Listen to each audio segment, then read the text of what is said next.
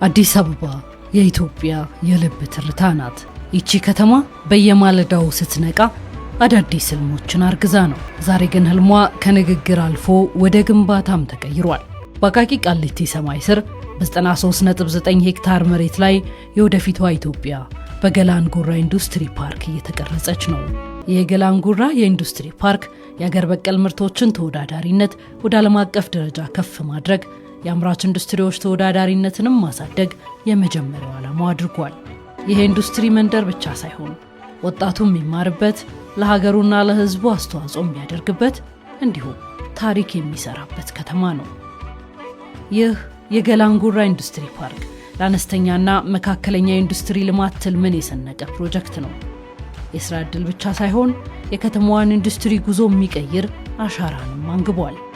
ዛሬ ለወጣቶቻችን የተከፈተ የተስፋ በር፣ ነገ ለኢትዮጵያ የሚተርፍ የብልጽግና መሰረት ነው።